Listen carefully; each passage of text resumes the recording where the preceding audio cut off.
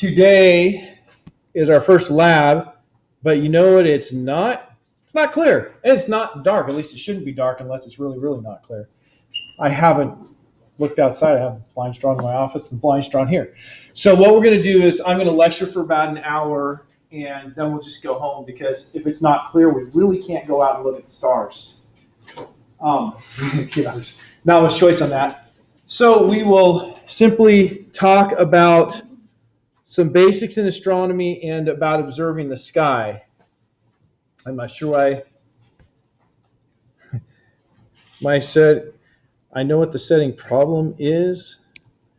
I'm not sure why it's turned off. Fixed. Okay, so we'll start with the closest thing to us, the Earth. The Earth is, of course, part of astronomy. Studying the Earth is studying one of the planets. And we will have some study of the Earth coming up, a month or more, because we use our understanding of the Earth, what we can see from looking at the Earth, to help us interpret what we see looking at other planets. So the Earth is our planet. I could have sworn I moved this bug away as well. We're orbiting the sun. That's our understanding today. We'll talk, I think, starting in class tomorrow about some of the history of astronomy and other beliefs that people had. The Earth is, 6,371 kilometers, it says there, in radius. Now, I don't expect you to know that number, right? I don't want people to sit here and say, I got to memorize that. No, you don't. Obviously, I had to read it. I don't have it memorized either. Our mass is like 6 billion trillion. Okay, nobody says billion trillion when they're saying numbers. Let's see, a billion trillion would be a quintillion, right? So it'd be 6 quintillion metric tons. Or there's the actual value in kilograms if you want to see all those zeros. Now that's a lot of zeros. No one wants to write those. So one of the things that we do in science is we don't write numbers with all those zeros. Instead, we use what we call scientific notation. I'm going to have a slide later on where we actually look at how the scientific notation goes. But I think you could all agree that writing 5.97 times 10 to the 27 is a whole lot easier than 5,970, 0,000,000, and getting the right number of zeros there. Question, Matt? Yeah, I'm just kind of curious how they measure the mass of the Earth, because, of course, obviously they can't weigh it. So. Yeah. Well, actually, the experiment, the seminal experiment in defining what the gravitational constant is, came from an experiment trying to measure the weight of the Earth, or the mass of the Earth. But the way we get something like that is, and this is again something we're going to study, because when you're looking at science, right? I'm the teacher up here. I give you what I purport to be facts and truths. But what's the value to you if it's just what I say? I mean, you shouldn't have so much faith in me that you just believe every word that comes out of my mouth. I've been known to be wrong. It's rare, but it happens. So we will talk about how scientists have come up with these things. So this number here, the mass of the Earth, the best way of calculating the mass of the Earth today is by looking at things that orbit the Earth. For instance, the moon. And taking the distance from the center of the Earth to the center of the moon and the period of its orbit, how long it takes to orbit the Earth, you can calculate the mass of the Earth from that. And so we do have ways of calculating it. But yeah, we can't just put it on a scale. Hey, there we go. That doesn't work out. By the way, Max reminded me, we got an email today from the bookstore. People who are getting their license for the responseware through the bookstore, they really don't have everything ready yet.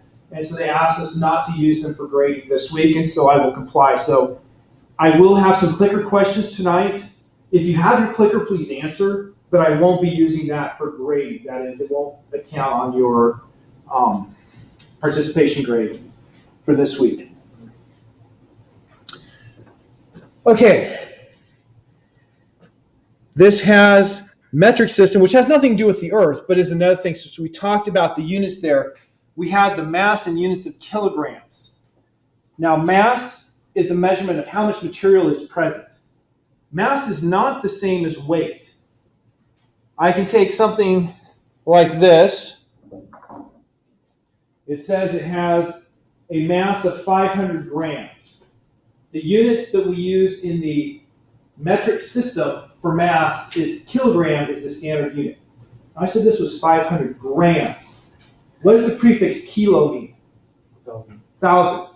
So a kilogram is 1,000 grams. That's the standard for mass. This is 500 grams. It's half kilogram. In physics, that's what we use to say how much material is present. We measure it in kilograms. And of course, strong units in area of physics.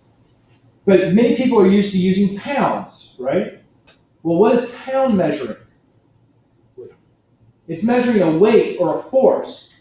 A mass is how much stuff is present, but a weight or a force is how much something pushes or pulls. They're two different things.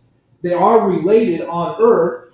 I can take this 500 grams, convert that to kilograms, so 0.5 kilograms, and multiply by the acceleration of gravity, 9.8 meters per second squared.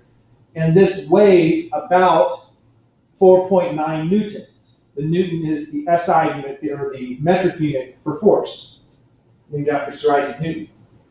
Now, if we were going to use the imperial units, the weight of this would be about 1.1 pound. So the newton and the pound, those are equivalent, but they're different sizes. Anybody have any idea what the imperial equivalent for kilograms is? It's great. It's slugs. So when you measure mass, you measure it in kilograms or slugs. No one ever says how many slugs something has for its mass. Weight, it's either newtons or pounds. And this being a science class, we'll be talking about things like newtons and kilograms, not slugs and pounds. One of the reasons to use it is because things are easier. So look at the next slide. Looking like 3 slides in the future, we'll have a continuation on that things are easier idea. That was good planning. Well, we'll get there.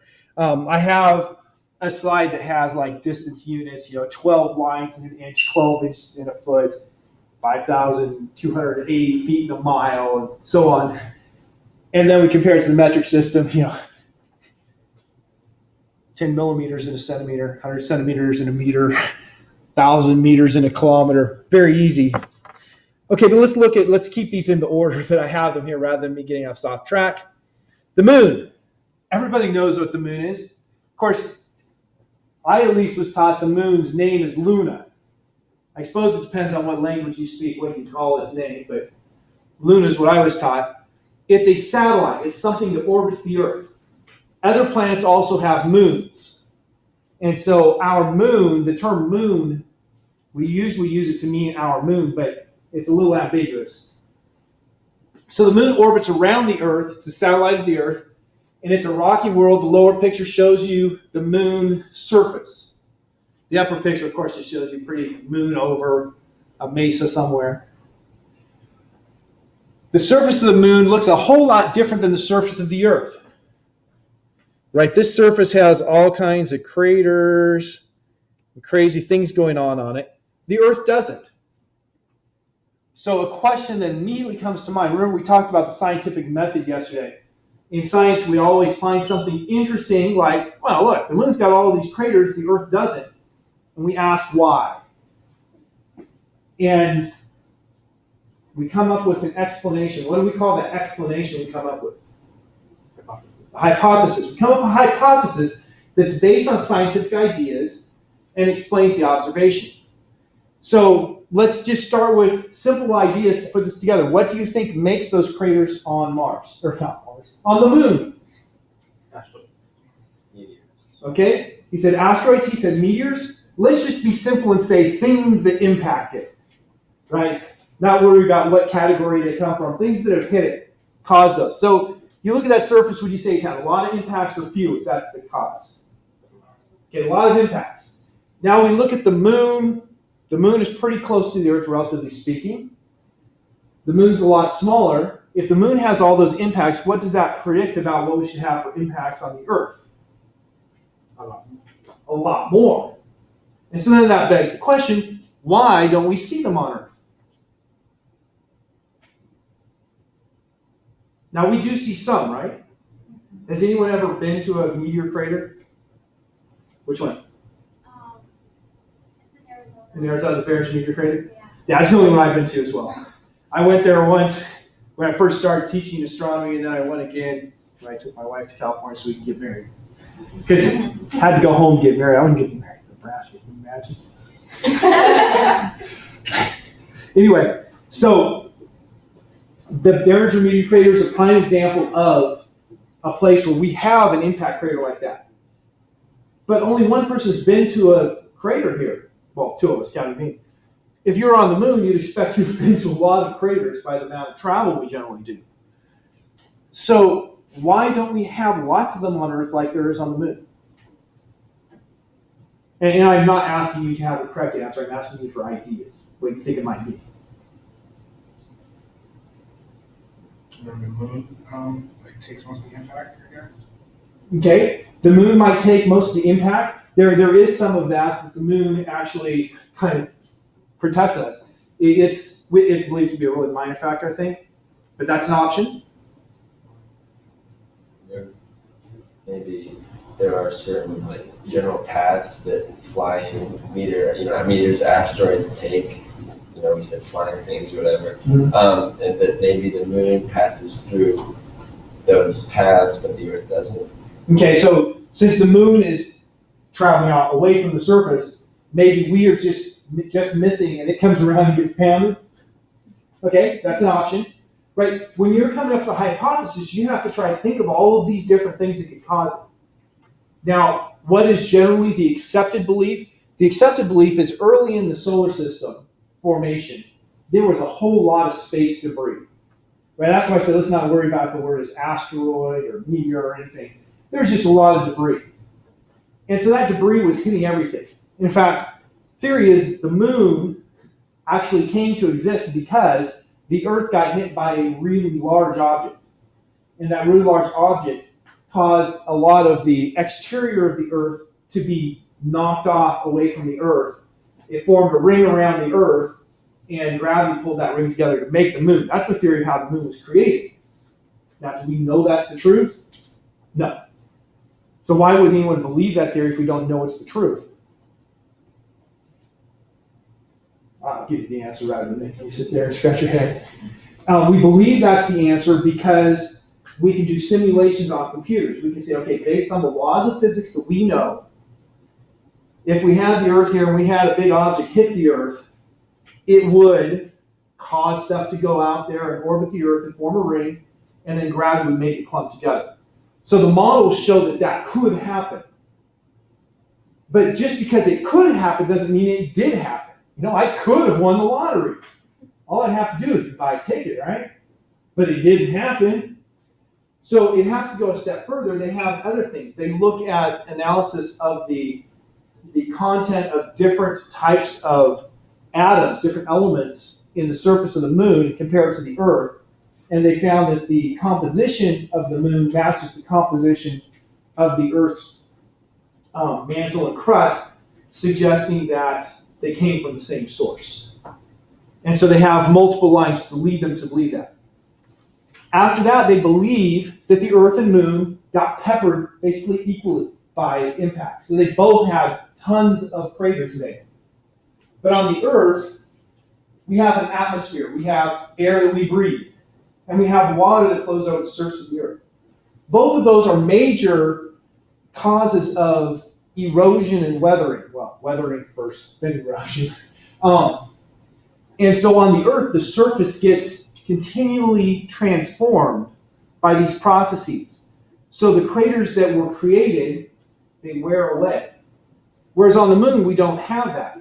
And so on the moon, the craters stay around for a very long time because there's nothing to make the material move. Now, the moon does have a lot of really tiny impacts. When the Earth goes through a meteor shower, like maybe a couple of weeks ago, you went out to view the Perseids. When the Earth is having a meteor shower, what's happening is the Earth is going through a cloud of sand-sized debris left over from a comet. And you see that meteor flying through the sky, basically the size of a piece of sand, going through the air. It ionizes the air, and then the air gives off the light because of the energy that it received from the passing little grain of sand. It's a lot of light for a little grain of sand, right? Those don't hit the Earth because they burn up in the atmosphere. Moon doesn't have the atmosphere. So those hit the moon and cause a whole bunch of little tiny impacts. So the moon has, in some places, like 3 feet deep of really fine powder from all of those little bitty impacts that have happened over time. How do we know this? Yeah, because we actually had people walk on the moon. And so they were able to actually make physical measurements, which is, good. We like to actually be able to make measurements. We have the rovers on Mars so we can make measurements. We don't have humans there, but we're making measurements. So all of that to answer why the moon has a very different looking surface than the Earth does. The size of the moon, it's about 1/4 of the diameter of the Earth. Now you think about that, 1/4 the diameter, it's still a pretty big object. In fact, it's bigger than some planets. Some planets. Got to think about that straight. It was bigger than Pluto. So the moon is pretty big. But compared to the Earth, it's small. And it's cold, airless, lifeless. We couldn't live there unless we had suits or something to give us air to breathe and keep our eyes from bugging out. Now, do you suppose there's gravity on the moon? Yeah, there is. We have anything that has mass has gravity. There's a gravity to me. I am pulling everyone toward me. In a few slides, I do a lot of foreshadowing. In a few slides, we'll have the 4 fundamental forces we know of physics. One of them is gravity. It's always attractive. Everything is pulled toward other things, and it's the mass that's pulling. So everything is pulled together by gravity, and it's very important. It's what holds the planets together. It's what holds stars together. It's what provides the energy for stars to fuse hydrogen to helium. Where was I going with that? Yes. The gravity on the moon, of course, because it's smaller and has less mass, it's only about 1/6 the gravity on Earth. So with 1/6 the gravity on Earth, we'd all have mad hops. It doesn't matter if you only got 4 inches on Earth. On the moon, you could take a mighty leap, which is cool. Okay, looking at the planets, how many planets are in the solar system? 8. Remember we talked about Pluto used to have planet status, so that we said 9. It's been taken away, and later on we'll study why. And so here we have pictures of them. Now the top pictures are not to scale. The top pictures are made so you can appreciate each one. The lower pictures are to scale. So here we see the Earth, third rock from the sun, as we said last class period. And we can compare it out here to Pluto and Eris, and we see, the Earth is much bigger than them. And the moon is not shown here, but Jupiter is huge. In fact, if Jupiter was 80 times more massive, I know 80 is a big number, it would be a star. So it's a really big planet. And you notice things look very peculiarly different. You look at the colors of Uranus and Neptune. We'll learn later that it's the same gas that gives Neptune and Uranus their colors. You can pronounce it Uranus or Uranus. I think there are less jokes with Uranus, but neither one is free from jokes. But it's slightly different amounts of the gases that gives them their slightly different colors. Those are named Uranus and Neptune because of their distinctive colors. They look somewhat oceanic, and hence the name, for Neptune. Uranus, I think, is a figure from Hades, but yeah. Uranus is on the sky.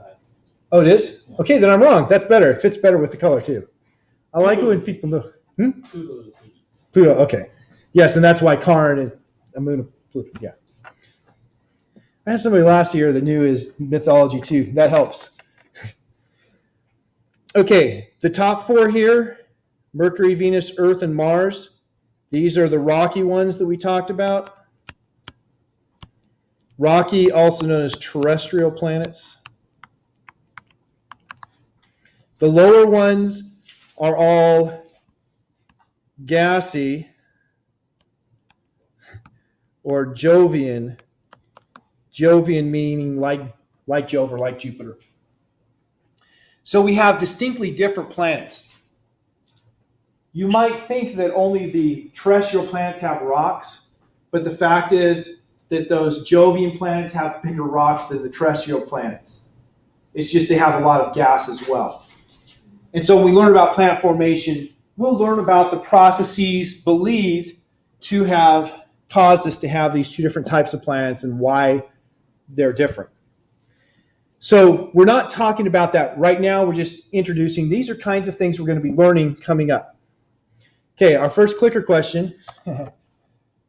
Really? Can't answer yet. Oh, if you're using...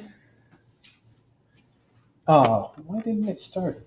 Well, let me do this first.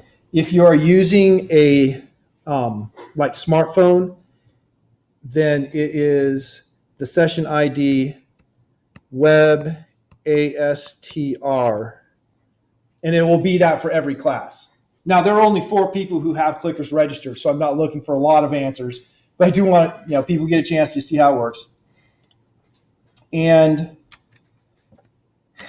you can actually answer starting now.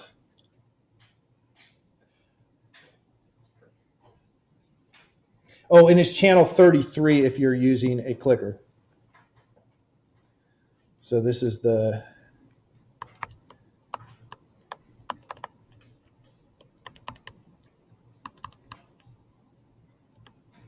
The channel is the same as the room number, room 133 and channel 33.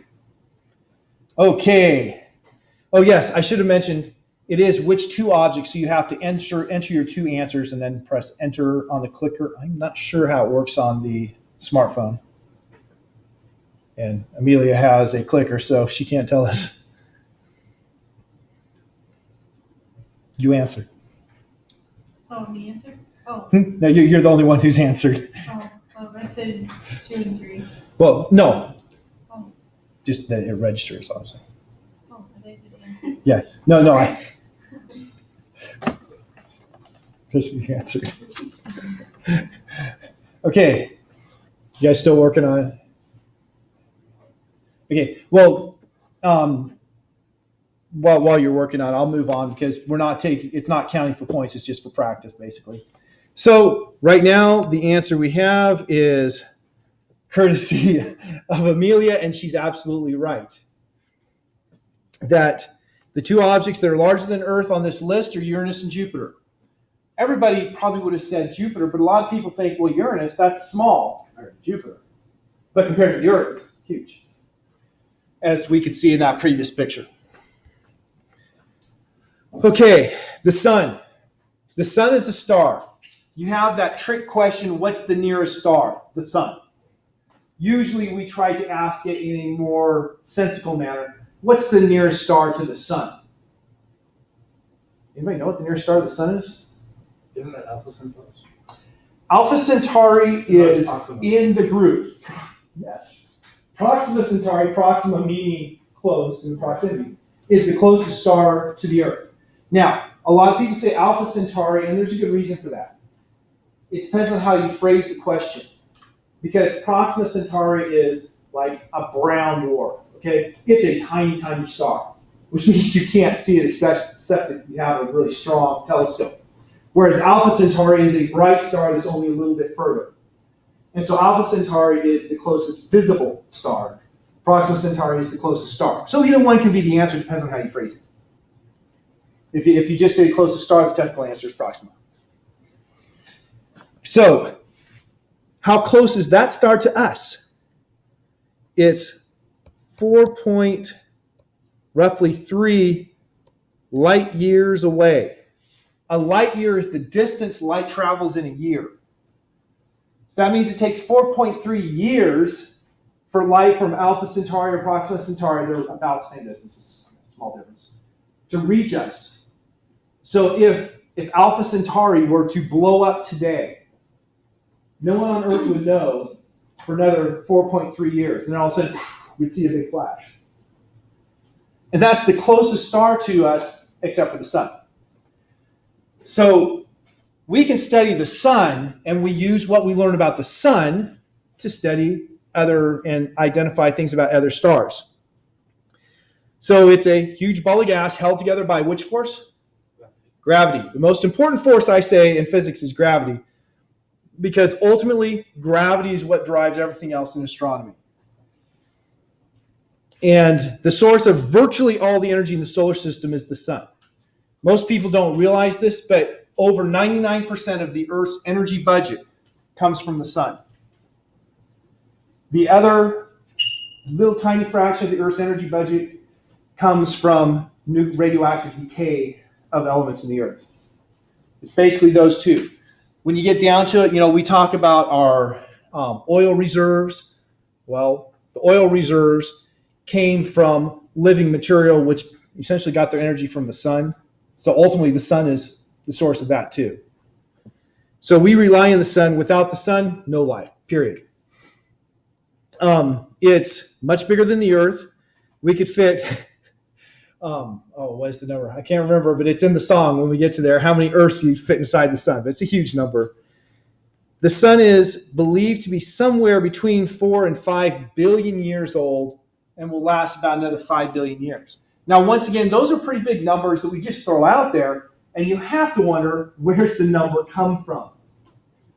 And so we will learn about the calculations about the rate at which the sun is currently converting hydrogen to helium. And if it maintains that and has maintained essentially that rate throughout its lifetime, we can calculate how long it should live based on its total mass. And based on certain conditions, we can determine how far along the way it is. And so there are, once again, good calculations based on what we can observe on Earth to help us get these numbers. They're not just pulled out of a hat. At the same time, no one's been around to mark on the calendar all these years. Yes? From a creationist perspective, how old is the sun? Well, you say from a creationist perspective, and there's a lot of variation among creationists. The Bible, in the beginning, the earth was void and without form, and the Spirit moved over the surface. And when you read that, some people say that means that at the beginning of creation, there was nothing in the universe, and God created the everything the first day of creation. And other people say, no, that says that the earth was here, but hadn't yet been developed into anything except for just a rock, just a dirty rock with whatever. And so you have variations on what people believe. I'll jump right to, you have in the biblical creation story, we have the first day God created light.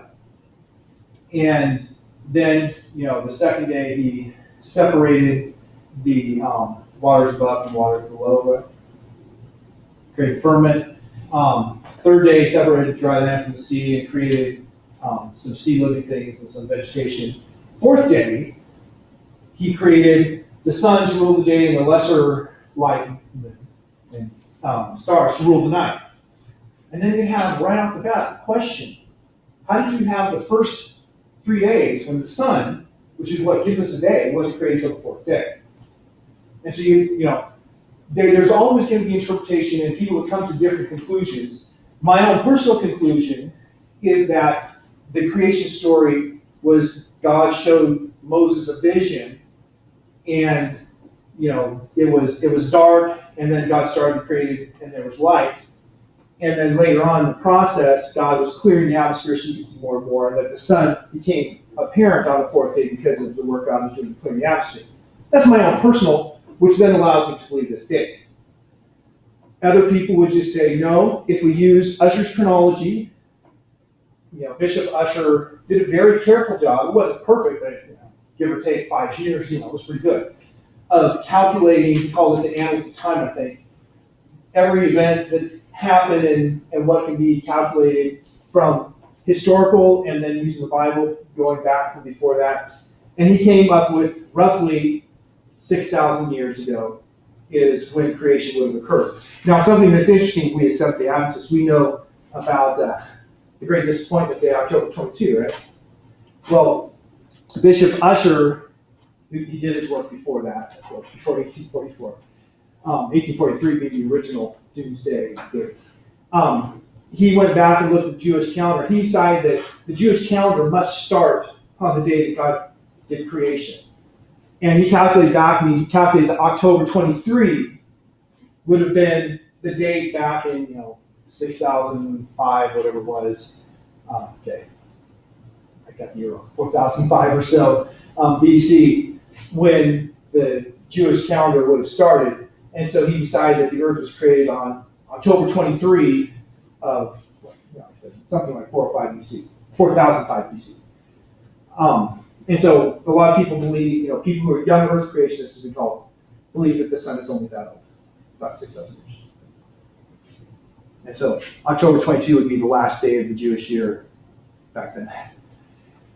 Okay, so I know my answer probably wasn't fully fulfilling to you, but I believe the scientific age. I also believe in creation. I believe that God created the universe in the beginning, and then later God came and he created life on this earth as described in Genesis 1 and 2.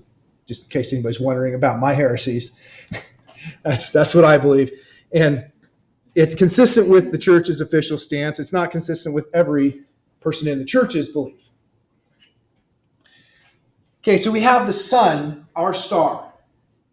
And our star is what defines the solar system. What's the name of our star? The sun. What's its name? Sol, right. Now it has another name, depends on what language, you could also call it Helios, right? Helios. Actually, since it's Helios, the driver, maybe that's how I'm supposed to pronounce it, I don't know.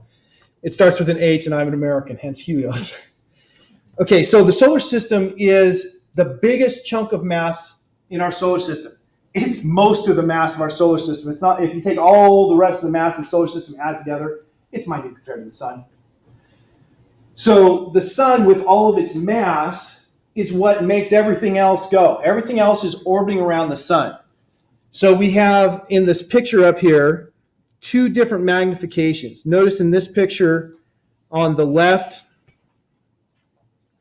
we have the sun, and then we can see Mercury, Venus, Earth, Mars. Notice Mercury, Venus, Earth, and Mars, they're all orbiting around the sun in the same direction. Not only are they going in the same direction, they're pretty much in the same plane. That is, we don't have one of them doing this and another one doing this. They're all going around the same direction. And that's one of the pieces that scientists use to try to put together how they believe the solar system came to be. They look at that and other evidence. So when we talk about the solar system, we'll talk about how scientists believe the solar system came to be. Now notice Ceres out here. Ceres is an asteroid. It's in the asteroid belt. This asteroid belt looks like a huge number of objects, right? And you've probably seen Star Wars, or you've gone on Star Tours at Disneyland, and you go through the asteroid field, you got to dodge and weave everything, right? Au contraire. There's a lot more empty space than there are things to miss there. If you were to take all of the objects in the asteroid belt and add them all up together, it's far, far, far smaller than a planet. There's not that much out there, but they're all a bunch of small little rocks. Now I say small little rocks. I mean, some are little, some are, maybe 50 kilometers across, but they're not huge things. The only one that is large enough to be considered a dwarf planet is this one here, Ceres. That was very nicely drawn. There, Ceres. Ceres is a dwarf planet. It's the largest by far of the asteroids. And it's out there orbiting in the same direction as the planets. Now, if you look at these orbits, they look pretty circular. But if you look more carefully, you notice that distance is much longer than that distance. So they can't be perfect circles around the sun. And in fact, Mercury is the one that's not the good circle. We say it's highly eccentric. If I were to say, yeah, that random person is certainly an eccentric fellow, I'd be saying he's a strange cat. Well, that's what we mean here. Mercury has an eccentric orbit It's strange in that it's not circular. It's more elliptical. It's elongated. And because of that, Mercury has a really bizarre behavior. Mercury does, what is it? In 2 orbits, it does 3 rotations. It's in tidally locked, but it can't be perfectly tidally locked. And we'll learn about that. There's a lot of interesting things here for us to learn. You see here the path of a comet. Pretty comet that comes up here, goes near the sun and comes away. And look at this. There's the tail of the comet. What direction is the tail pointing? Away from the sun. The tails of comets, we tend to think that it's just going to trail off behind, but it doesn't. The tail of a comet is being blown away by the sun, and so it's blown away from the sun. And so in this case, they've shown it at a position where the comet is moving away from the sun, and the tail is moving out ahead of it. Now let's come over to this picture. This is zoomed out further. So now all the planets that we saw before are inside there. And now we can see other things. So we can see the orbits of Saturn, Jupiter, Uranus, Neptune, and Pluto. And they put in there Halley's Comet. And it is Halley's Comet. It rhymes with valley. It's not Halley's Comet. So why do people call it Halley's Comet? Because there was a band that was Bill Haley and the Jets or something like that. And people started pronouncing it after his name instead of Halley's name, who was the British scientist who first observed his periodic returns. When's the next time Halley's Yeah. It came around when I was in high school, and it comes around, every 77 years. So, I'm actually not when I was in high school, it was my freshman year of college. So, a long time from now. 77 plus, 84. Do the math. Somewhere around 2060, somewhere in that ballpark. I won't be around, I expect. Not counting on it. I want to die first. I won't be able to see at that point anyway, right?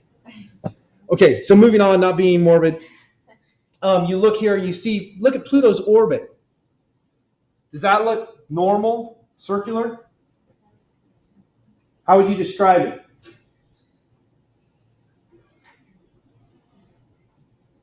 It's fairly eccentric because it's not close to a circle.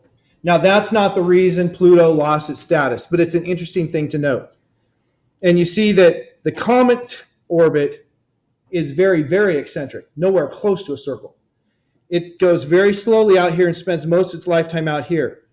When it comes in, it speeds up. So by the time it gets here, it's going to spend a short time in this portion of its lifetime, a very long time in the outer portion.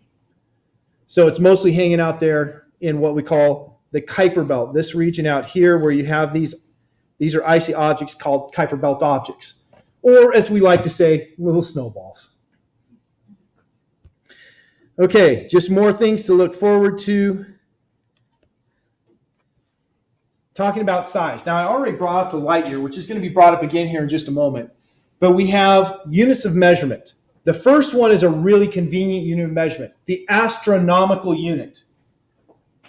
What's the purpose of an astronomical unit? To make it really easy to talk about the distances between the sun and planets in the solar system. So the astronomical unit is defined as the distance, on average, from the sun to the earth. So on a test, there is a question that comes up from time to time that is simply, how far is it from the earth to the sun? Now, sure, you could say it's, to 2 significant digits, 1.5 times 10 to the 11 meters. I think that's right. But it's a lot easier to say 1 AU, 1 astronomical unit, because that's the definition of the astronomical unit. And so we use that so we can make easy comparisons for the orbits of the planets. You see here that Saturn is orbiting at just about 10 astronomical units away. That is about 10 times farther from the sun than the Earth is. And Neptune, 30 astronomical units, and so on. So it's just a convenient distance for us to use. So we define a new distance. Is that a metric distance? No, but it's a really convenient one. If we get to something like the Milky Way galaxy, the Milky Way galaxy, it's called the Milky Way because in a dark night, you go outside, you look at the sky, and it looks like a cloud. And ancient astronomers thought that it looked kind of like milk. And they came up with a nice story like there was a milk wagon rolling out there and it was spilling milk, and that's what made the Milky Way. And so we call this the Milky Way galaxy because that's kind of what it looks like to us when we look out there. When you look at that, what looks like a cloud, the glow of the Milky Way, you're not seeing a cloud. You're seeing the combined light of millions of stars that's all fused together and just looks like a cloud. So our Milky Way galaxy has in total somewhere around 100 billion, somewhere in that ballpark, give or take, factor of 2 or 3.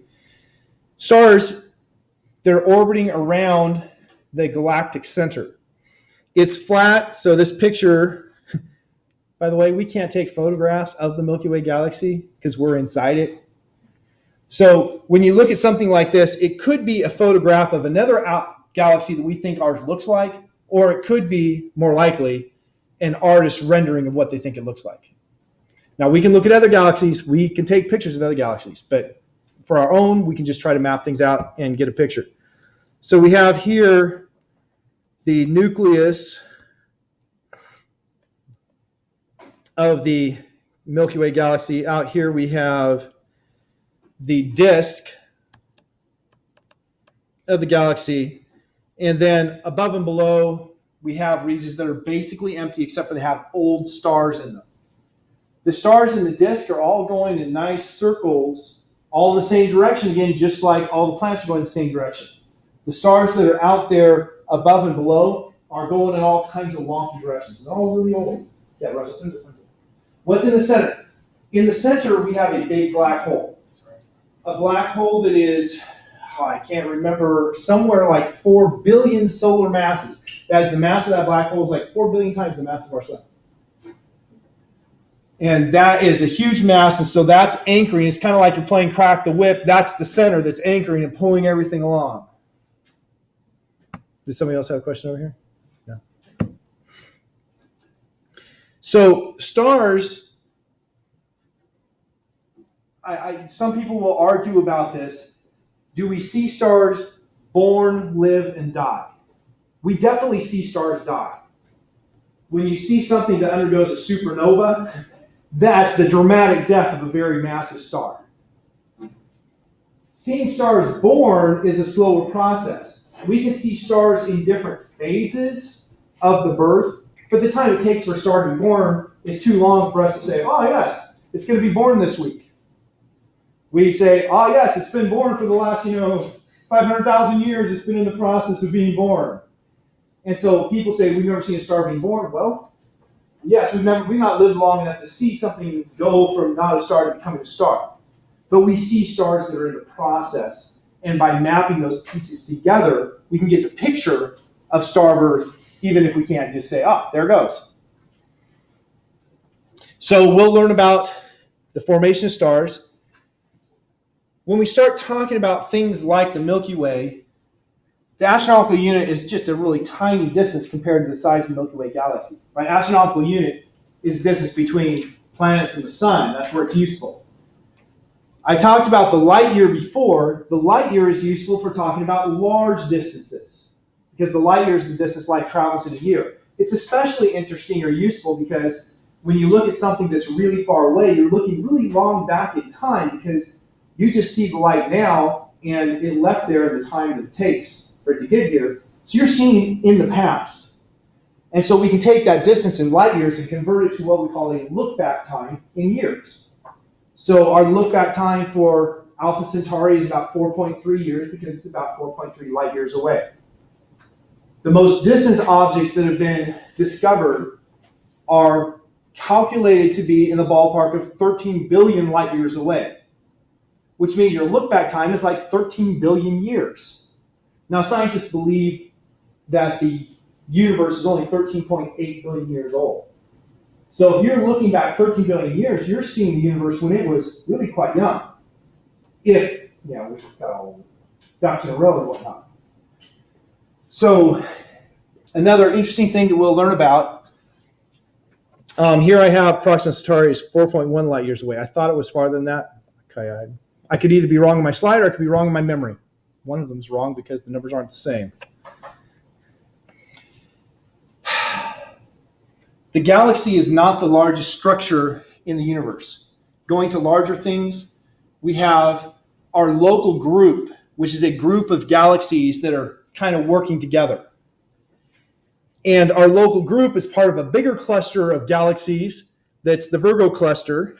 And then we have superclusters with more galaxies, and the universe is the biggest thing. So this is a picture that tries to show size, but what's more cool, really? These are not in the order I thought they were in. What's more cool is this webpage I'm going to go to, assuming, of course, yeah. So this webpage here allows us to explore sizes because astronomy, we tend to be talking about really distant things, so we have large distances. But the things that are going into making this are small things. So this is a nice webpage that allows us to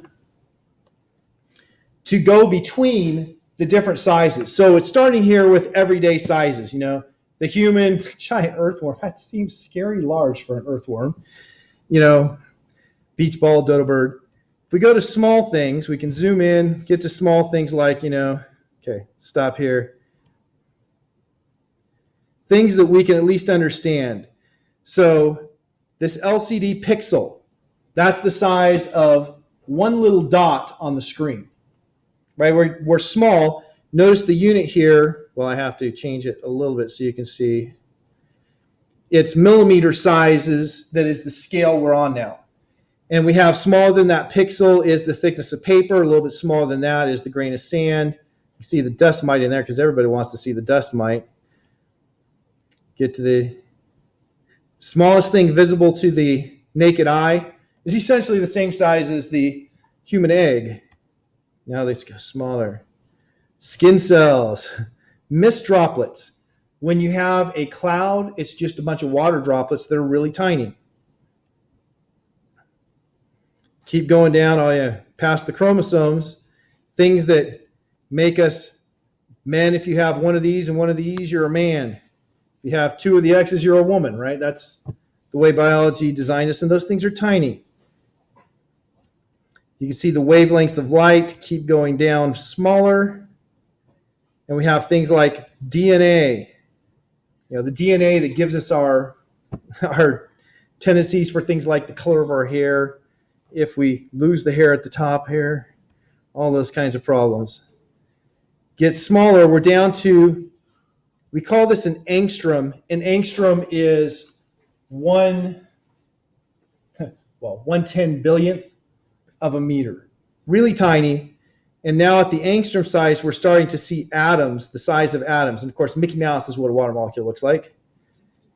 And you keep going down, hydrogen atom and helium atom, picometer, keep going down, femtometer. Now we're getting down to the size of a nucleus or the size of an electron.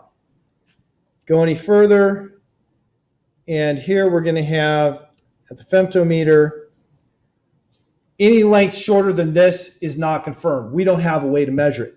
But it is calculated that we have the W particle, the quarks, there's like one more thing here. The top quark, if I keep going from the top quark down, there's a long ways to go to get to the Planck distance. But that top quark is the smallest proposed thing. Now going back, the smallest thing that's actually measurable is, or calculated measurement, is like the size of an electron. So those are small. Now let's go to big. So elephants, we can move from there to a houseplant, to a whale, jet, gateway arch. Now we're getting some cool things. What's Uluru? You say, Hannah? Doesn't ring any bells. No dingo ate my baby. Oh my goodness. Isn't it a rock in Australia? Yeah. Uluru is the native name for what used to be called Irish rock. It's been reverted back to Uluru.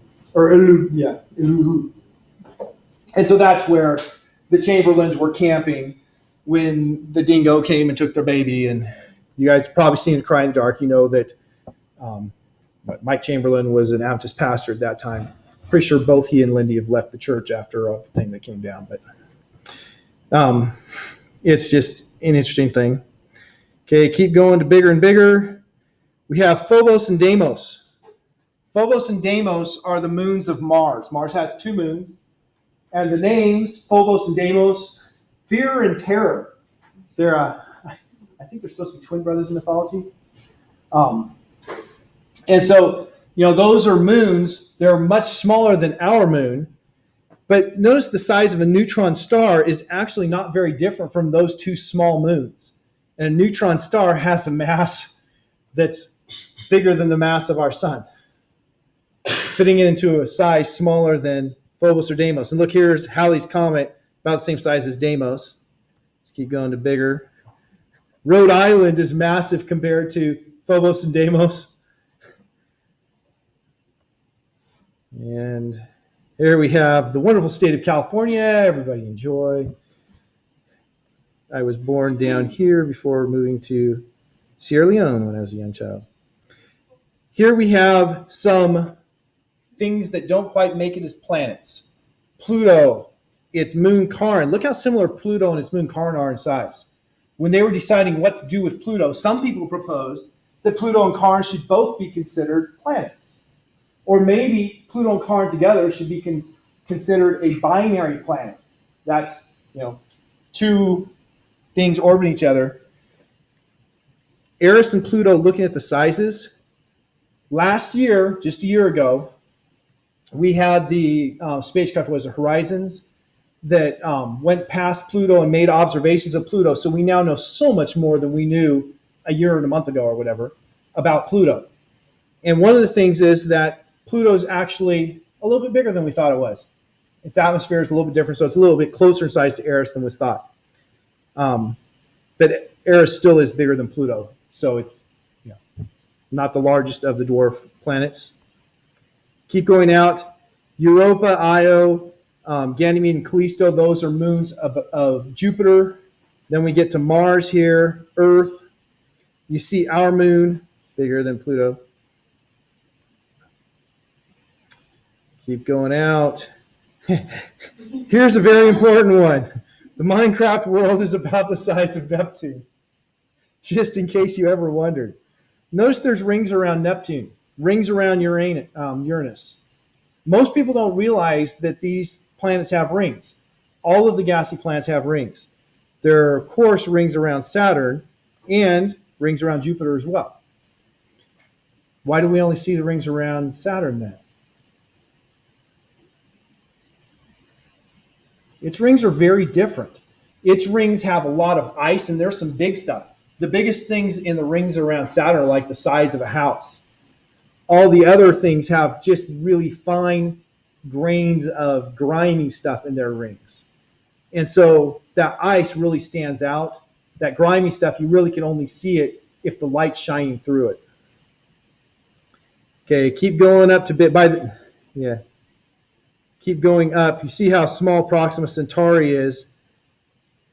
Compare it to the size of Jupiter. There's not that much difference, right? Hence, it's not visible to the naked eye.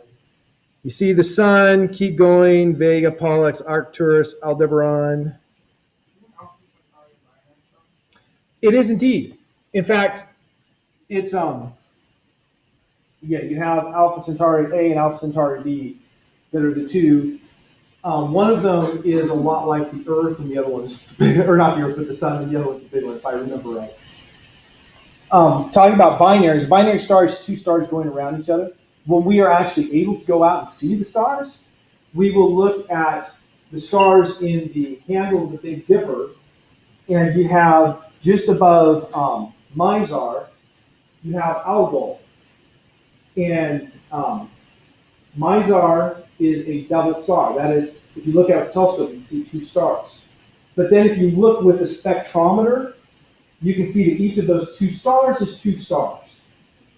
So Mizar is 4 stars These two are going around each other, these two are going around each other, and then each pair is going around the other pair. Yeah, you have to be if you're interacting. Yeah.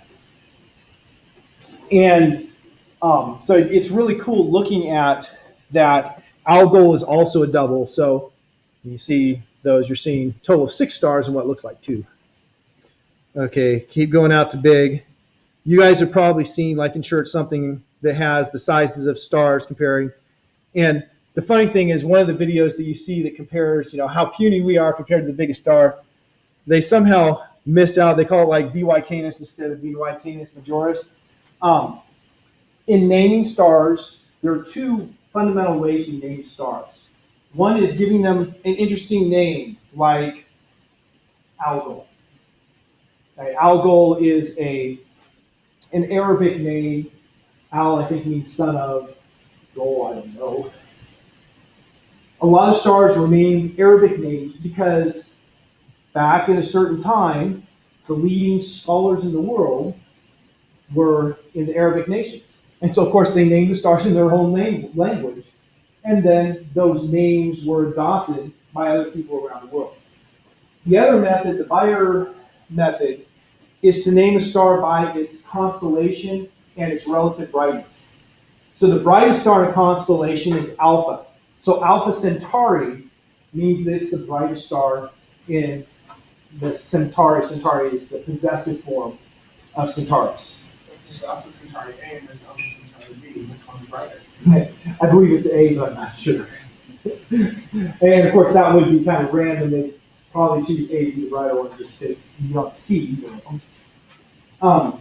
So Alpha Centauri is just it means the brightest star in the constellation Centaurus. And Beta Centauri would be the second brightest. Well, you go down, you go through all the Greek alphabet, and then you get to the, I almost said American alphabet, the alphabet that we know. And they go through, and so, the VY is just, like the 170th or whatever, just making up a number, brightest star in the constellation Canis Majoris. So that's what that name means. Now, nobody's ever going to count that far when they're looking at it with the naked eye, but it's the largest known star. In fact, with this website, you can click on it and see, VY Canis Majoris, 3 billion kilometers is its diameter, largest known star, and so on. But we can go bigger than that. Here's the solar system, and we have the Kuiper Belt, the icy objects that are going around us. Keep going larger. And we have structures like, Cat's Eye Nebula, the Ring Nebula, the so-called pillars of creation that are in the Eagle Nebula. A nebula means a cloud of gas, by the way. Keep going larger, going from those nebulae. The next thing you come to is dwarf galaxies. And from dwarf galaxies, you're going to get into spiral galaxies.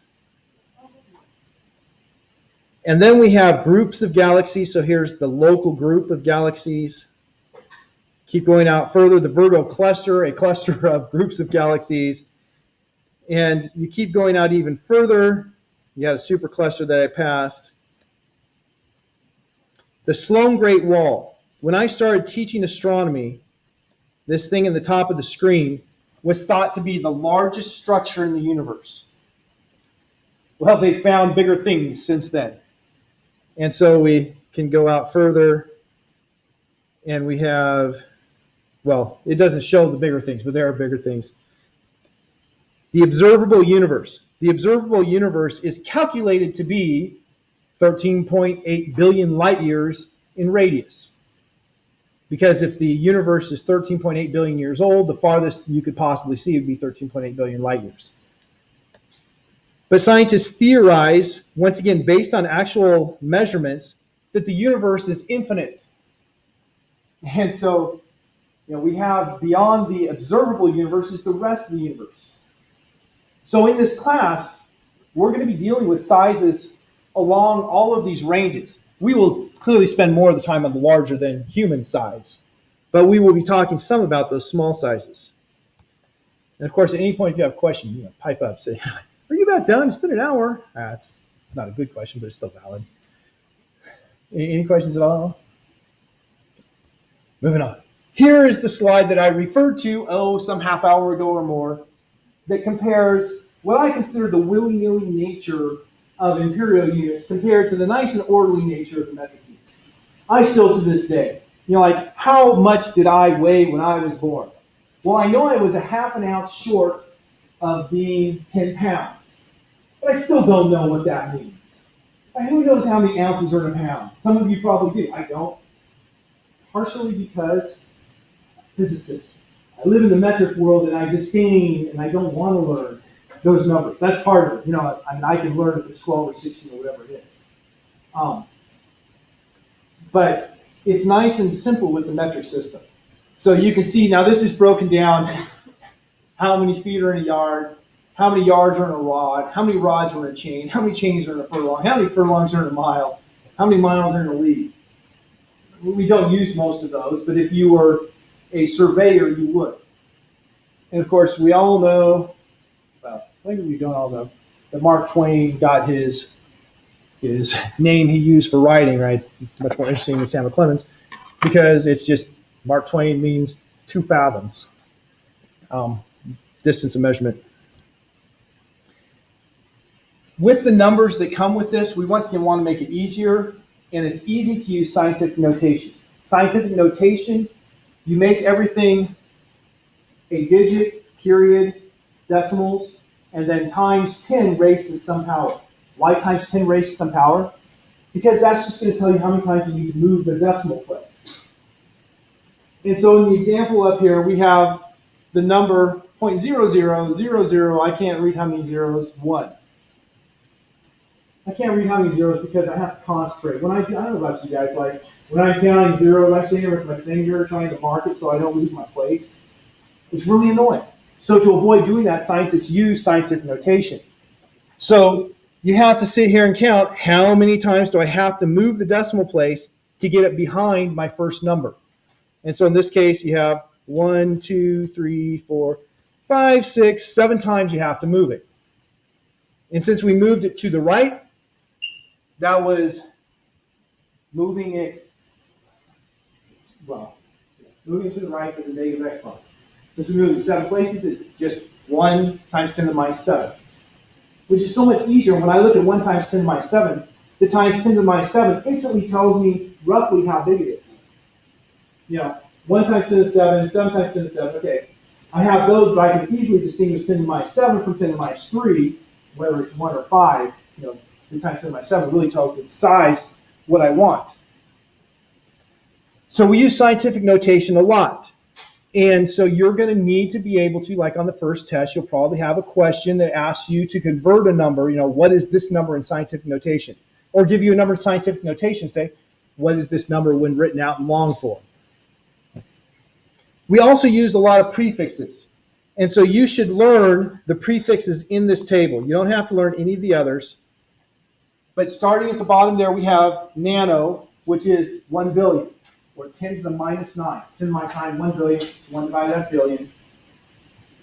Micro, the symbol for micro is a Greek M, or mu, and that's 1 millionth. Milli, we use an M.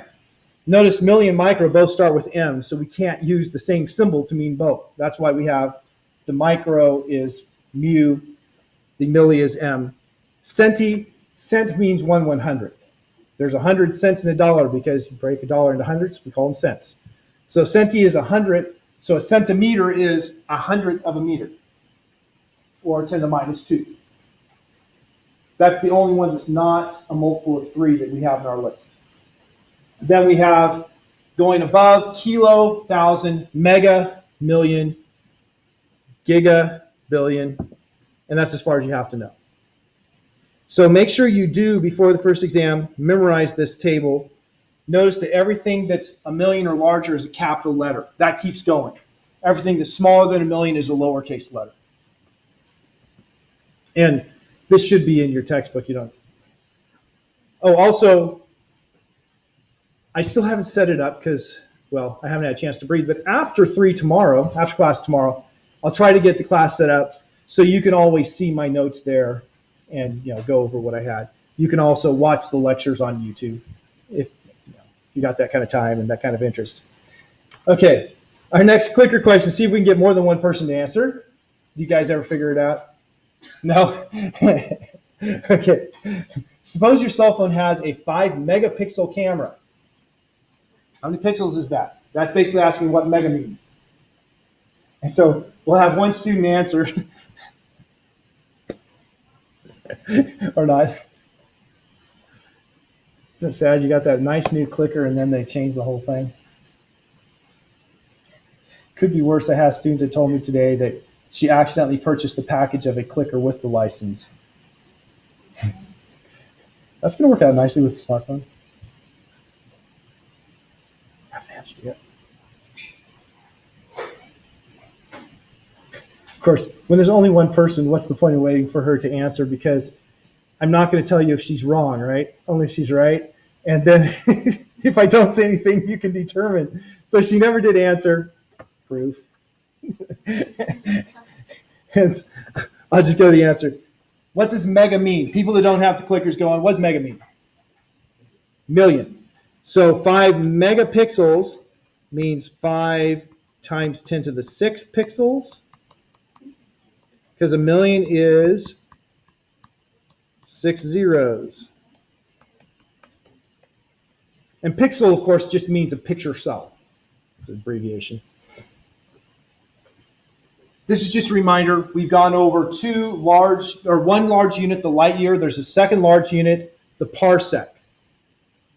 When I was a kid, I played this stupid game. Computer games were not very advanced in the 1980s. And you were like Star Trek, and you would send out your long-range scanners, and it'd tell you there's something this many parsecs away. And I just assumed that was some random made-up, Star Trek world term. It's not. Parsec is short for parallax second. It is a specific way of measuring the distance from objects using geometry. And so we'll talk about that, but it turns out 1 parsec is 3.26 light years. Now you might say, a light year and a parsec are so similar, why would you use both of them? Why not just use one? And the reason is if you're measuring distances using parallax, the parsec is very convenient. If you're measuring times, the light year is very convenient. So each one has its realm where it's more convenient. Show of hands or blurting out. How far away is the sun? 1 AU, absolutely. 1 astronomical unit away, because that's the definition.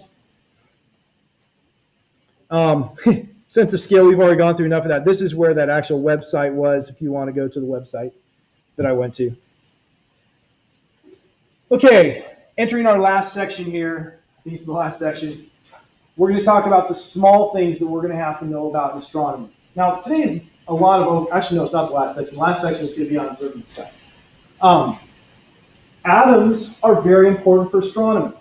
Most people would say, what? We're looking at big stinking stars. It's made up of, billions times billions of atoms. Why are atoms important? Well, there are a lot of reasons. One of them is that the atoms have specific discrete energy levels for the electrons. So electrons can be in this level, or they can be in this level, or they can be in this level, but they can't be in any other level. And because of that, if an electron falls from a higher energy level to a lower energy level, it's kind of like if I drop this, it's going to fall down, hits the table, makes a little sound. Now this here is going to make about the same sound no matter how much I drop from, because the air resistance. But if I was dropping like a lead ball, if I drop from a small height, it'd make a small sound. From a tall height, it'd make a much bigger sound, right? Well, the same thing happens with the electrons. If they fall through a bigger energy difference, they give off more energy in the form of light. And so the energies that we see coming from atoms tell us what atom it is. So we can identify what atoms are present in a star a billion light years away by analyzing the light that comes out of it and understanding the atoms. Also, when we talk about, what makes the sun give off energy, it's the fusion of atoms together. And so once again, we have to have some understanding of how this works. if we're going to interpret the astronomy data. Everything in science comes to, we make some measurements and then we interpret it. And if we interpret it wrong, well, we're going to have wrong answers. And so we need to understand the things we're trying to interpret. So our atoms, this here is a standard picture that you might have seen in your high school chemistry or science textbook. It's a very misleading picture, but it gives you an idea. The atom, after the work of Rutherford, scientists came to understand that the atom was mostly empty space, that it had a core that we call the nucleus that has a positive charge, and then it has electrons that are orbiting around it. A lot of times people come into a class like this and they think those electrons are doing circles.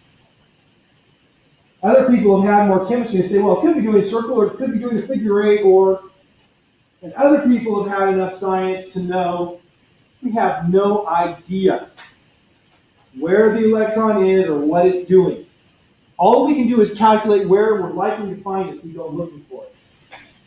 And so the picture on the right there is showing a more realistic image of what an atom looks like with just that green blurred out, because we just know there's a high chance of the electron somewhere in the green region.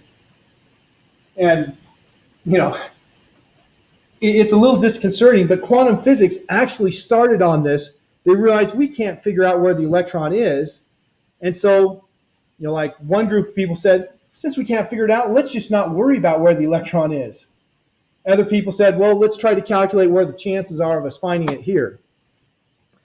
But the atom has at its core the nucleus that's positively charged. The nucleus contains two types of things. That didn't work. Protons and neutrons. Protons have a positive charge. Neutrons are neutral, hence the term. Pro for positive, you know. I am pro Oakland Raiders. I am neutral about most teams. I'm, of course, much like an electron, negative about a number of other teams.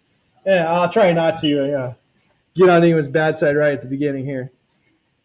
Electrons have a negative charge. It's defined as negative because Ben Franklin randomly determined it.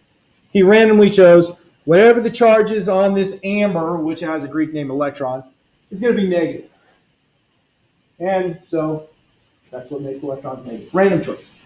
So positive and negative is not something special. It was a random choice by Benjamin Franklin, of course, great American scientist, also a diplomat.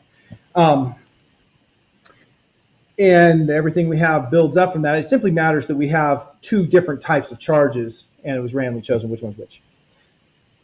Mostly empty space, which, you know, I used to, when I was a kid, okay, we should admit I was kind of a nerd. I used to imagine, since I'm mostly empty space and that wall is mostly empty space, I should be able to walk through this wall. It should be able to happen. It doesn't happen, though. We know that, right? Like I was telling Alvin before the game, before the class.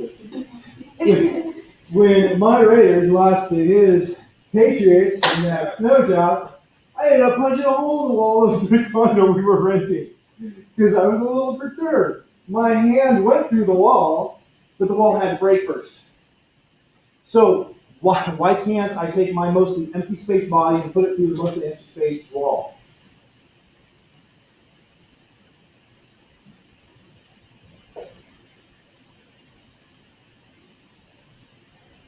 Turns out, after many, many years of wondering that question, yeah, it's pretty obvious what I answer. The atoms in my body are being held together. It's mostly empty space, but there's forces holding them together. And if I want to get my body through that wall, I'm going to have to let something pass in between these invisible bonds that are holding things together.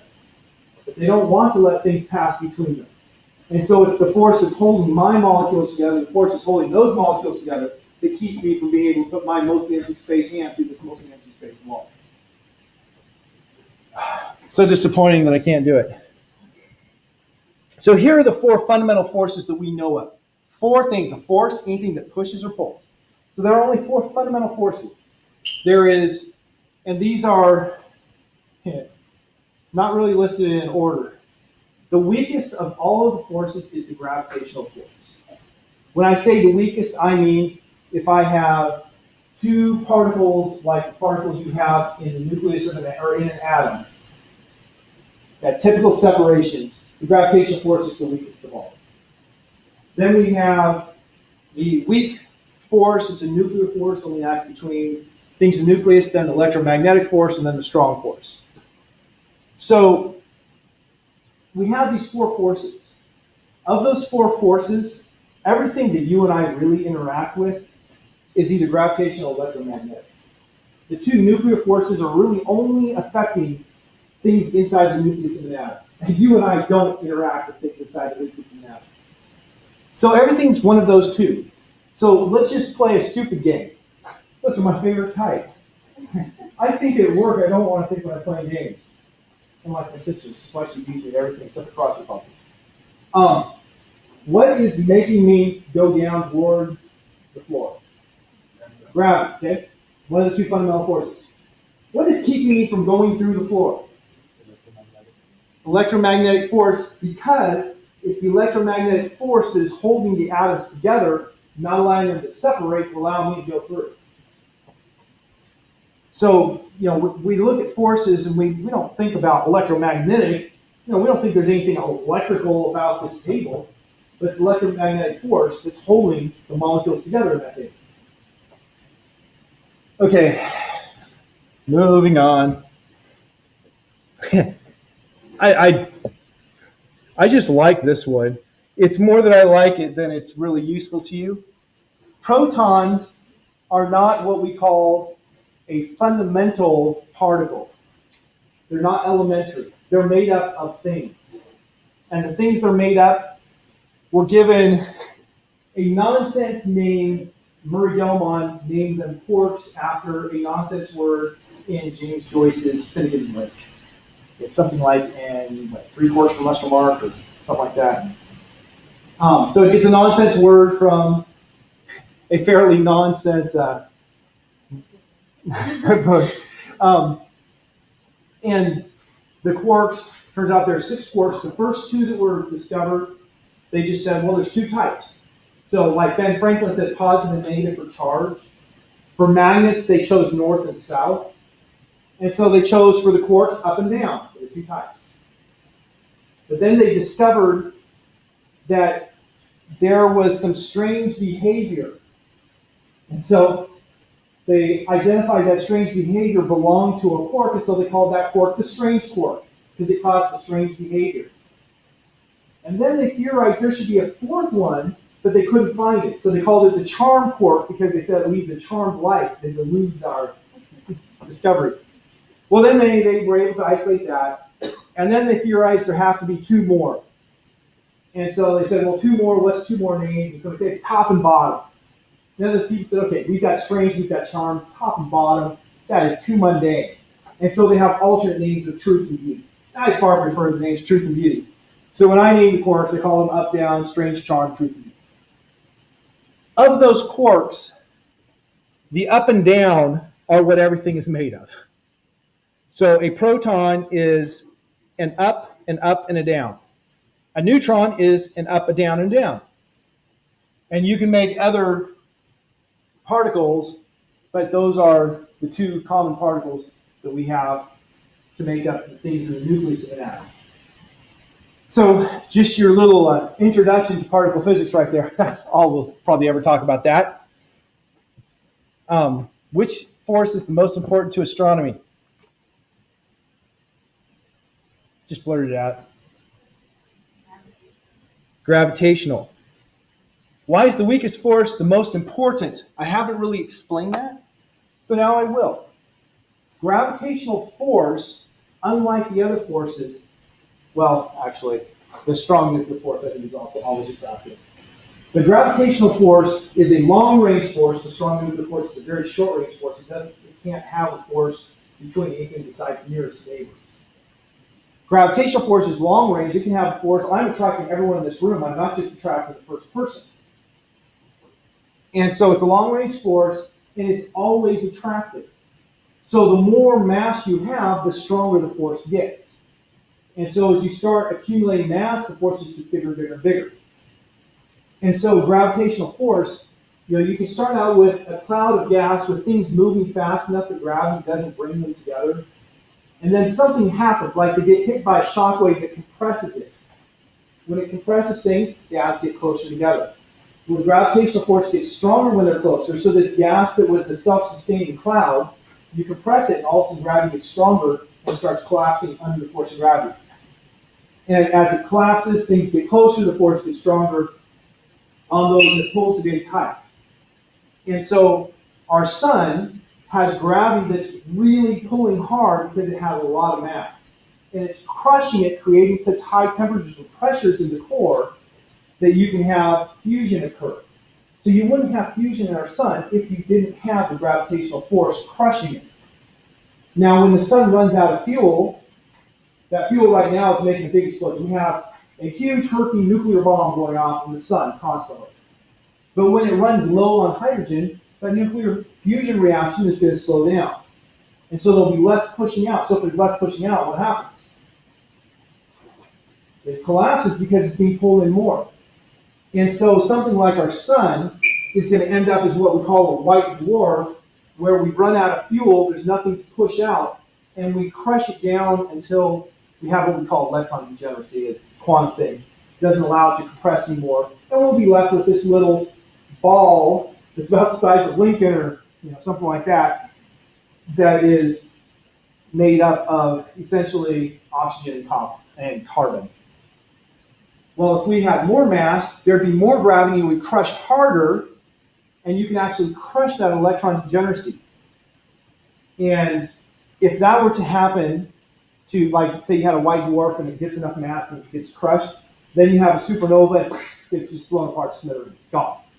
But if you have a star that's big enough mass when it dies that it can crush through that electron degeneracy, you can have it force electrons into nuclei and undergo some really rapid processes that converts everything into a neutron. And you're left with a neutron star that's even smaller than the white dwarf. And if you have a mass big enough, you can crush that neutron star, and you end up with a black hole. A black hole, first theorized by, I think it's Thomas More, is the idea that you can crush enough mass in a small enough region that light doesn't go fast enough to get away from it.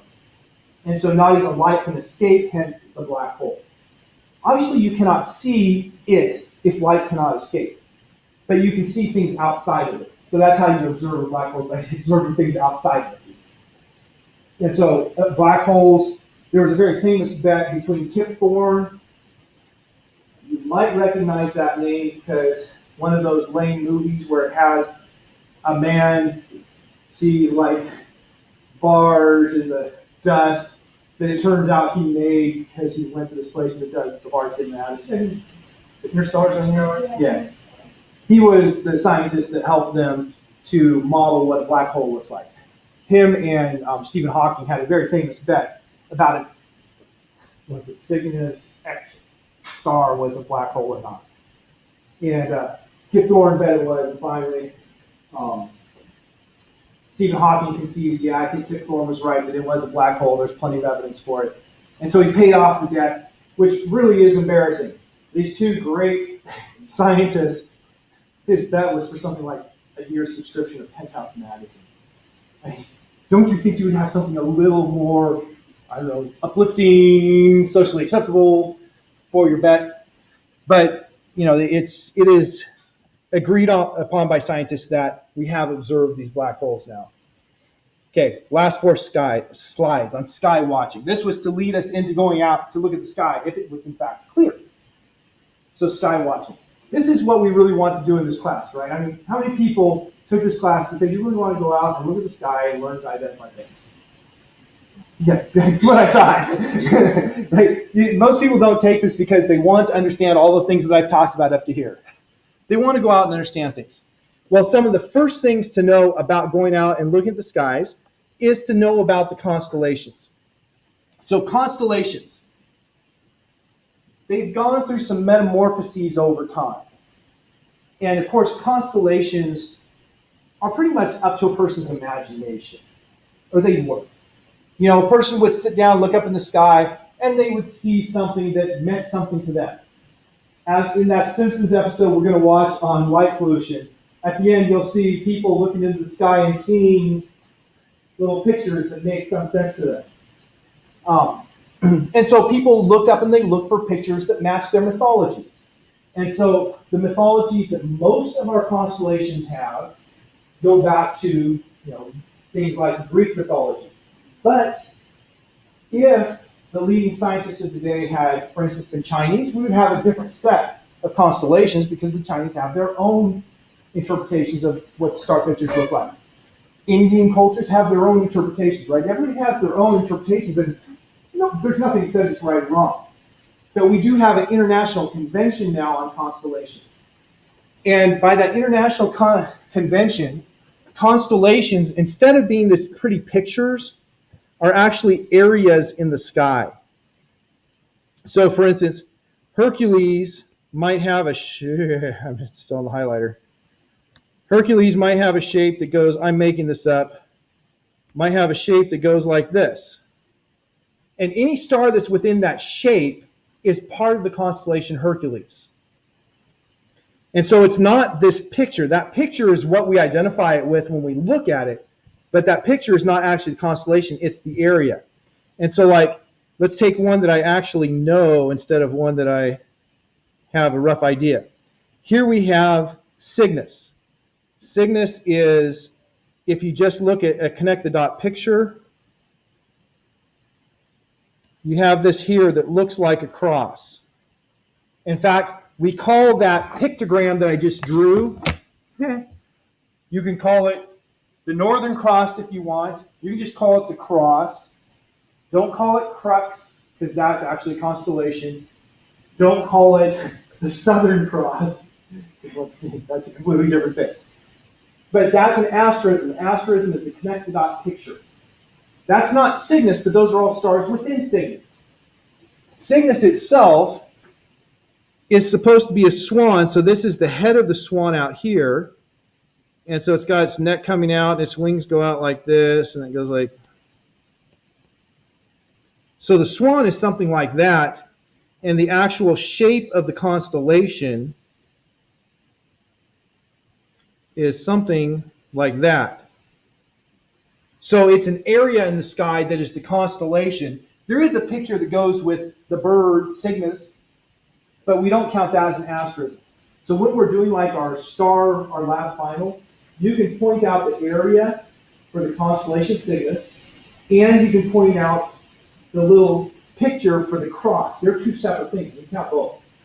So it becomes real easy to get to 15 when you have things like that you can count. Other things that you can observe in this simple picture. My favorite, for some random reason, is Delphinus, this little guy here. But we have things like that. I'm going to call it magenta triangle, called very imaginatively the summer triangle. The summer triangle because it's high in the sky in the middle of the summer, and it forms a triangle. It's made by three bright stars. You see Deneb, which is quite literally the butt of the swan, and Vega there in the constellation Lyra, and Altair in the constellation Aquila. And so that's an asteroid. It's a very big one, easy to find. So we're going to learn when we go out to lab to identify and find a lot of things. Now we're going to focus primarily on things above that green line in this picture. I will be spending some time pointing out Scorpius. Why? Well, because I'm a Scorpio. Now, what does it mean that I'm a Scorpio?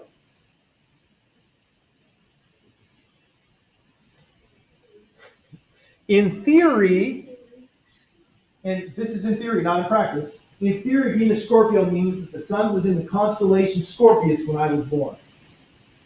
But of course, I said that's in theory. That's not true. Where was the sun when I was born?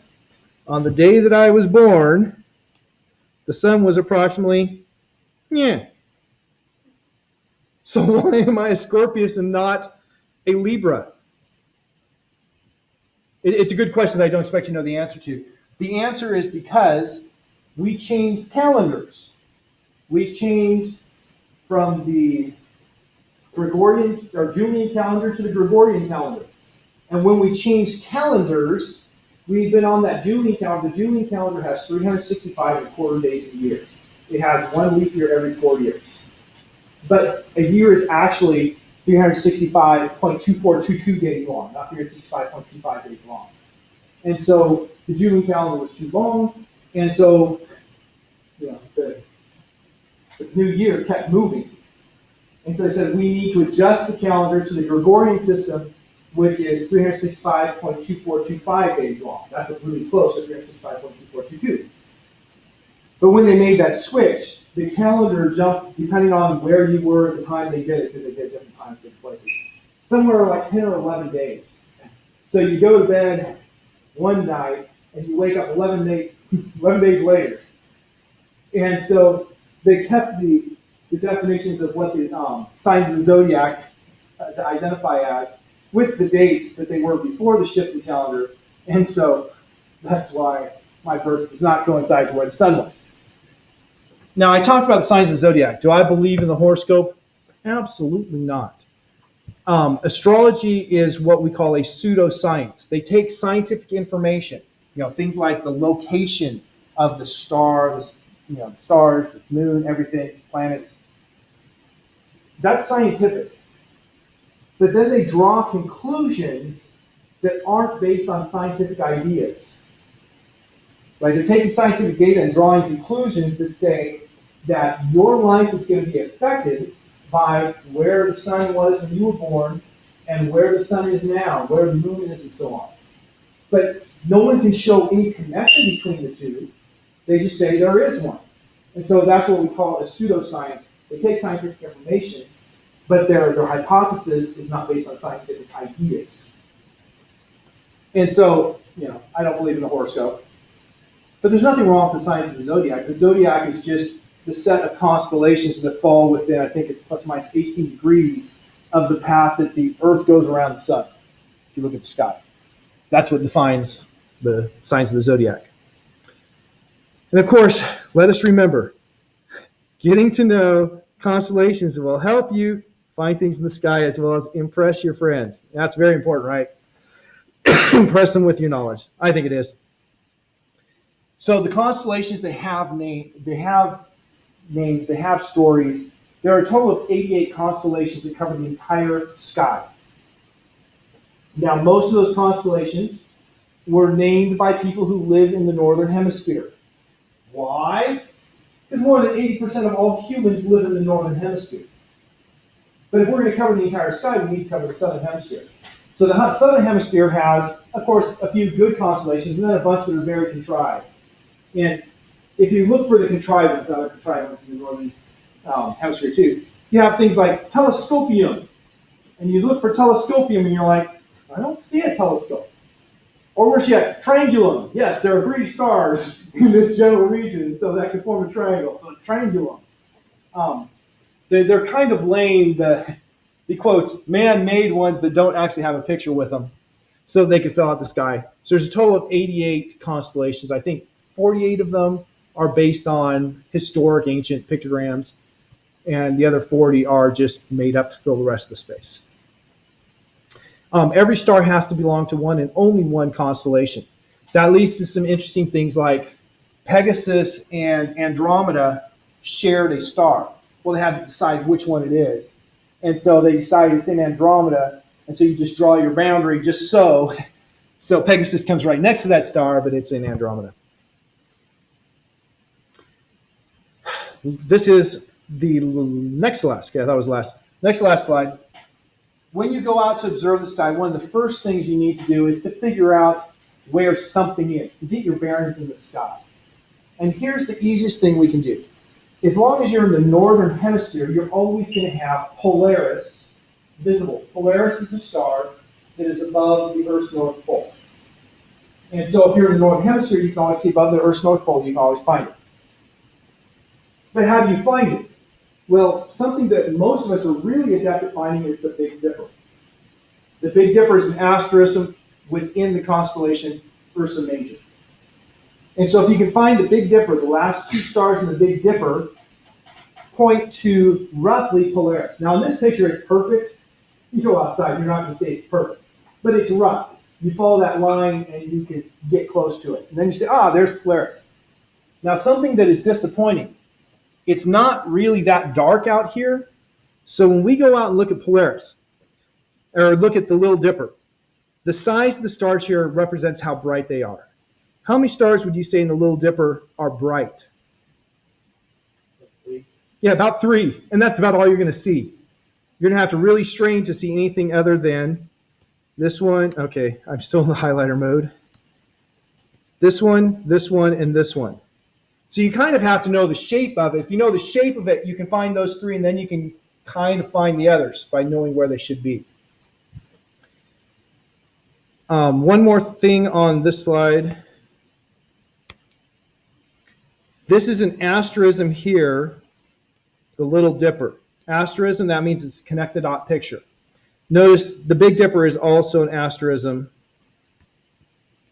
connected dot picture. The Little Dipper looks as if it is pouring into the Big Dipper. You might also notice that the handles are arced oppositely. Don't worry about that. Now, does anybody know what constellation the Big Dipper is in? It's Ursa Major, the big bear. How many bears have tails? Approximately the 2 that are in the sky, as far as I know. So Ursa Major is actually a big old constellation that goes something like that. Okay, that's not perfect, but it's a big constellation. The head of the bear is way out here. He's got 4 paws out here, hind legs down here. So that's Ursa Major.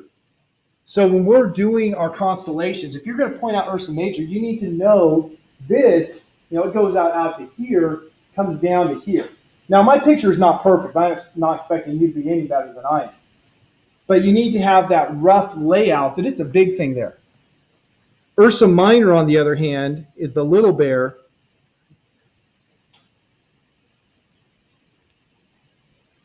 That's Ursa Minor. Essentially, it's just a tight wedge around the Little Dipper. So if you can point out the Little Dipper, and the Little Dipper is the connected dot picture, and Ursa Minor is just this tight area that contains it, that's 2. The Big Dipper, you should be able to find, you can find the Big Dipper, and you can identify this big space for Ursa Major, and you get the 2 there. One last thing to note, if you follow the arc of the tail, it brings you to Arcturus. Follow the arc, you get to the arc.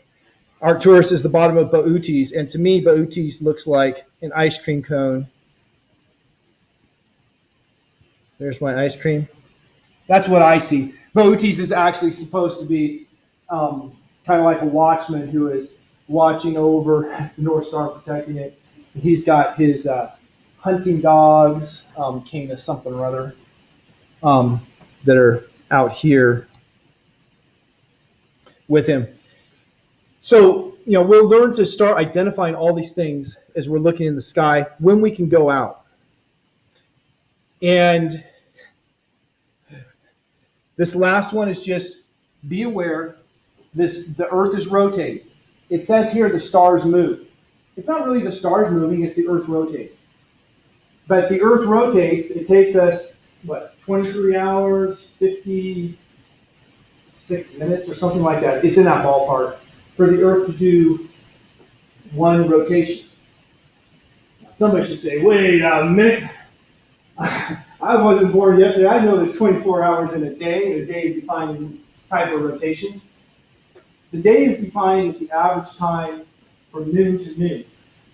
The average time from noon to noon is 24 hours. But the Earth actually has to do a little more than one rotation to go from noon to noon. And so the time for one rotation is a little bit less. But nonetheless, if we do a complete rotation in just under 24 hours, that means that we've gone a significant angle every hour. And so when we go out to look at the stars, if you look at what's directly overhead when you start, and then an hour later you look at what's directly overhead, you say, wow, That's moved quite a bit. And that's just showing you the Earth's rotation. So when you go out, you can't simply say, well, I was out here 2 weeks ago and Orion was there. It's not there anymore. Well, it might be a different time of day, and of course the Earth is rotating. So you have to pay attention and get your bearings every time. You can't just say, oh, well, it's always going to be there. Except Polaris. Polaris will always appear in the same place, the same location. Polaris also moved up and very slowly. Yes, very, very slowly. It's actually, the Earth is doing what we call precessing. That is, the Earth is like a top going around like this as it spins. And it takes, I think 26,000 years, something like that, to do a complete cycle. And so it'll be a long time before it's not the North Star. But yes, you're right. All right, that brings me to the end for tonight. I don't know about you, I'm sweating like crazy. I'm ready to go try to find some air conditioning. Have a good evening. I'll see you tomorrow afternoon.